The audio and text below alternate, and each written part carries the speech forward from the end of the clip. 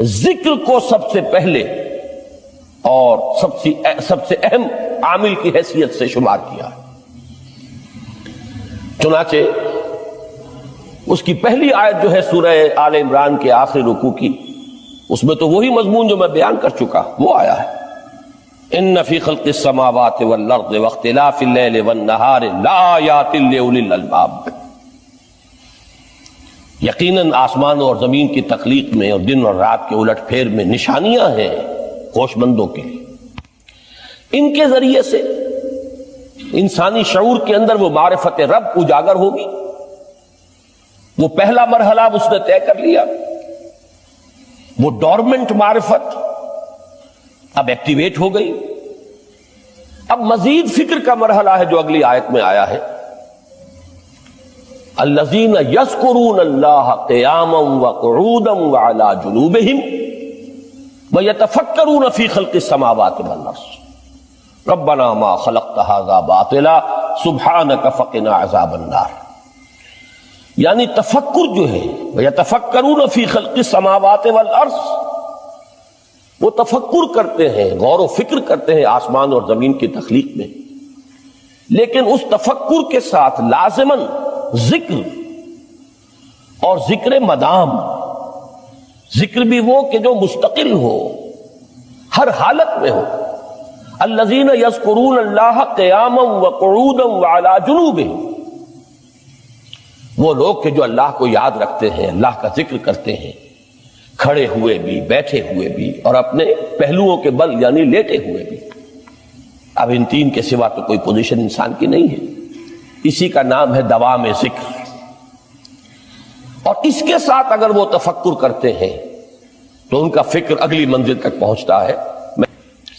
تو پہلی شے تھی فکر انسانی کی صحیح رخ پر مزید پیش قدمی اور پیش رفت، اور اس کے لیے لازم ہے ذکر و فکر کا امتزاج.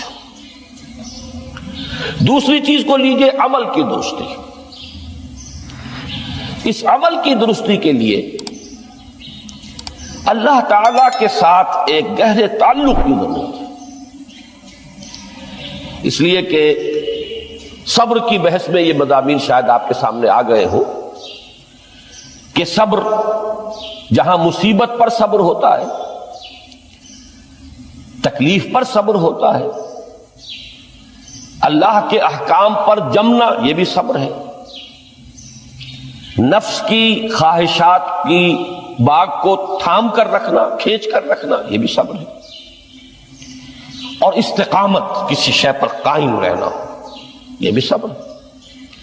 تو عمل صحیح پر استقامت کے لیے وَاصْبِرْ وَمَا صَبْرُكَ إِلَّا بِاللَّهِ، اس صبر کی سب سے اہم جو بنیاد ہے، اس کا جو سب سے بڑا ذریعہ ہے، اس کا جو سب سے بڑا سہارا ہے، وَمَا صَبْرُكَ إِلَّا بِاللَّهِ. اس کے لیے ضرورت ہے ایک گہرے تعلق کی کہ اللہ کے ساتھ ایک ایسا تعلق برقرار رہے جو نہ صرف گہرا ہو بلکہ دائم و قائم، مسلسل. ذرا ذہول ہوگا تعلق مع اللہ میں، ذرا کمی آئے گی، شیطان کا وار کاری ہو جائے گا. اسی کو حضور نے حدیث میں یوں تعبیر کیا ہے تمثیلاً کہ جو دل اللہ کی یاد سے غافل ہے اس پر، فارسی کا وہ مقولہ بھی ہے کہ خانہ خالی را دیو میں گیرت، گھر خالی رہے تو جنات اس پر دیو جو ہے آ کر قبضہ جما لیتے ہیں.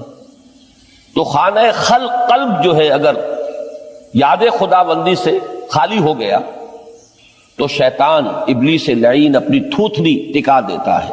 یہ لفظ آتا ہے سور کے منہ کے لیے تھوتنی، جس طرح اس کا نکلا ہوا سا منہ ہوتا ہے آگے، تو یہ لفظ استعمال کیا گیا کہ وہ اپنی تھوتنی انسان کے دل پر جما کر اور پھوکے مارنی شروع کر دیتا ہے. تو شیطان کو موقع ہی تب ملتا ہے جب انسان کے تعلق مع اللہ کے اندر کمی ہو.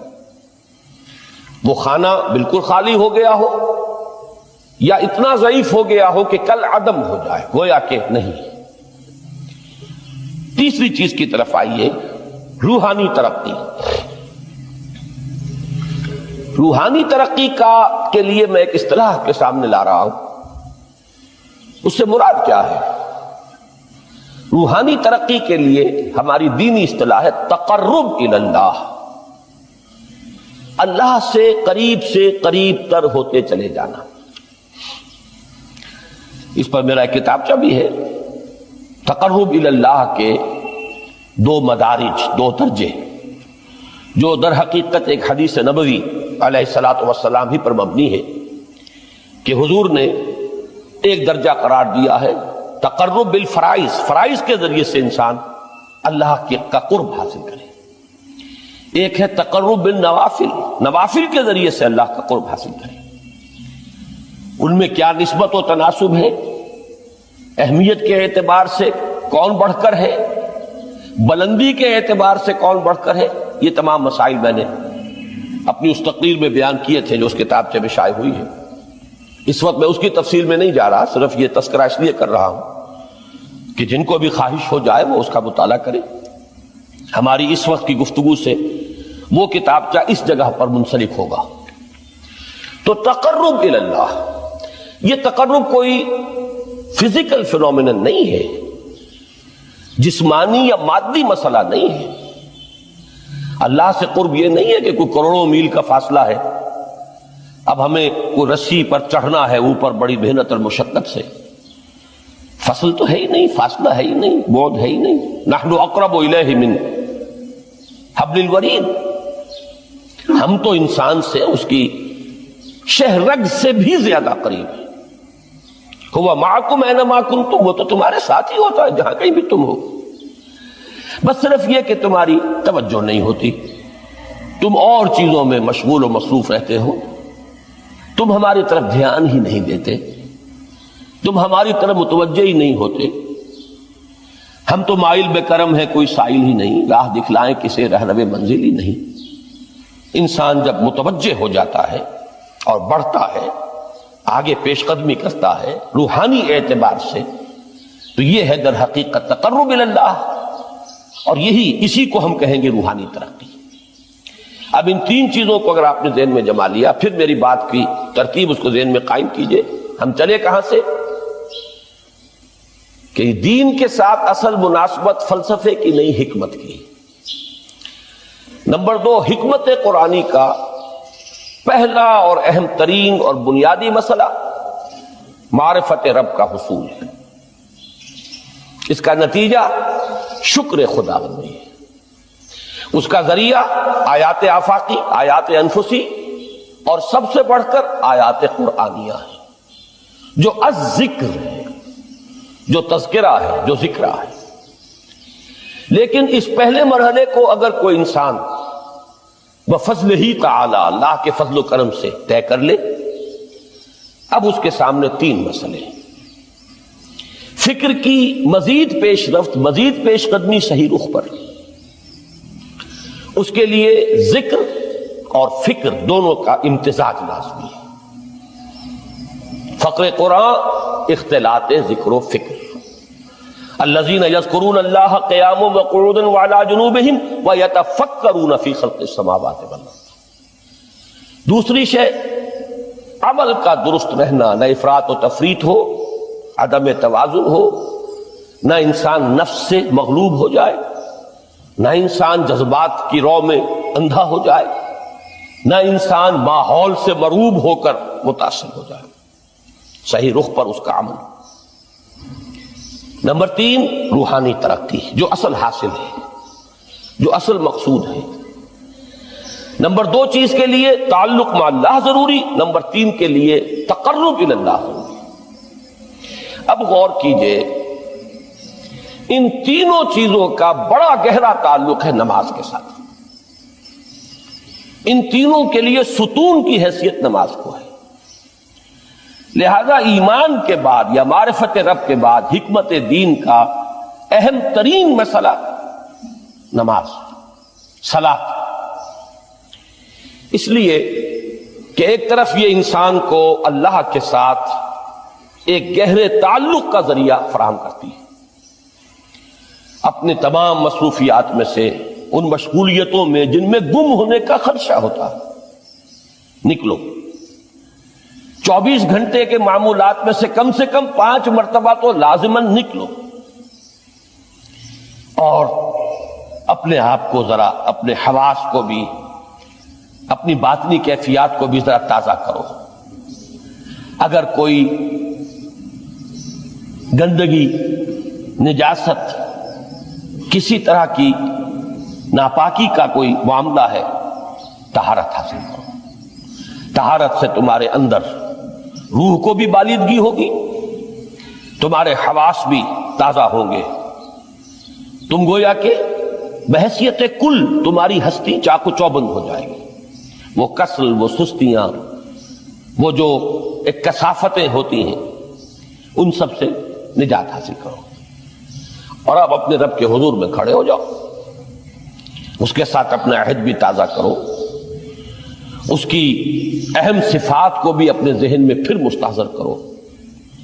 یہی وجہ ہے، دیکھیے میں نے جو آیات آپ کو شروع میں سنائی تھی، سورہ لقمان کی 2 آیتیں، پہلی آیت میں اس کا ترجمہ کر چکا، دوسری آیت وَلَقَدْ وَإِذْ قَالَ لُقْمَانُ لِابْنِهِ وَهُوَ يَعِظُهُ يَا بُنَيَّ لَا تُشْرِكْ بِاللَّهِ إِنَّ الشِّرْكَ لَظُلْمٌ عَظِيمٌ۔ اس کے بعد درمیان میں کچھ مضمون آ کر پھر وہ آیہ مبارکہ آئی، یا بنی اقم الصلاۃ وامر بالمعروف وانہ عن المنکر واصبر علی ما اصابک۔ گویا کہ اہم ترین چیز، بنیادی ترین چیز، اللہ کو محض پہچان لینا کافی نہیں ہے، یاد رکھنا ضروری ہے۔ اللہ یاد رہے گا تو فکر صحیح آگے بڑھے گا، اللہ یاد رہے گا اور اس کے ساتھ ایک گہرا تعلق جو ہے برقرار رہے گا تو عمل درست رہے گا۔ بالکل یہی بات سورہ طٰہٰ میں جو پہلی وحی حضرت موسیٰ علیہ السلام پر ہوئی، اور پہلا مخاطبہ ہے، چونکہ حضرت موسیٰ کو یہ انبیاء کرام کے مقدس گروہ میں ایک امتیازی حیثیت حاصل ہے کہ ان سے براہ راست گفتگو ہوئی ہے، اگرچہ صرف ایک پردہ تھا، اوٹ من ورائے حجاب گفتگو ہوئی ہے، لیکن یہ کہ کوئی فرشتے کا درمیانی جو ہے وہ لنک نہیں تھا، براہ راست اللہ تعالیٰ نے حضرت موسیٰ علیہ السلام سے کلام فرمایا۔ کلم اللہ موسیٰ تکلیما، موسیٰ سے تو اللہ نے کلام فرمایا جیسے کہ کلام کیا جاتا ہے۔ تو پہلا مخاطبہ ہے، یہ پہلا مکالمہ ہے، پہلی وحی کہیے، اسی میں یہ الفاظ بھی موجود ہیں، اننی انا اللہ لا الہ الا انا فاعبدنی واقم الصلاۃ لذکری۔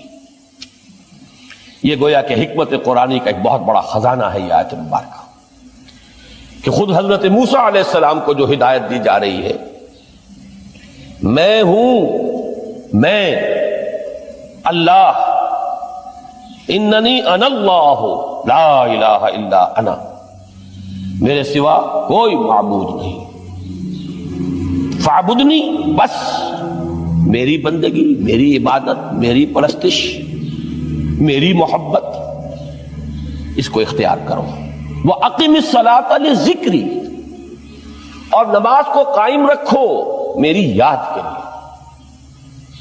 بلکہ اسی سلسلہ کلام میں آگے چل کر سورہ طٰہٰ میں آتا ہے، کافی گفت و شنید کے بعد جب حضرت موسیٰ نے کچھ معذرت بھی کی، کچھ دعائیں بھی کی، اللہ نے ایک دعا قبول بھی کی کہ ان کے بھائی کو بھی شریک کر دیا، حضرت ہارون کو بھی۔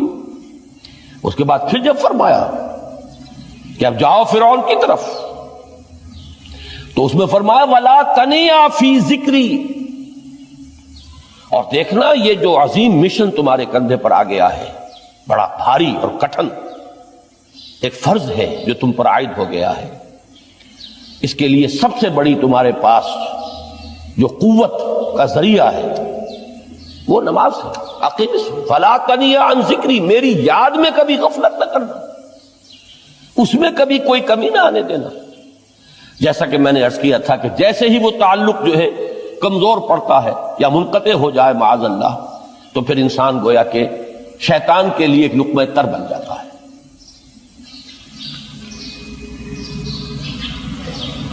اب آپ غور کیجئے، تیسری شے تقرب الی اللہ،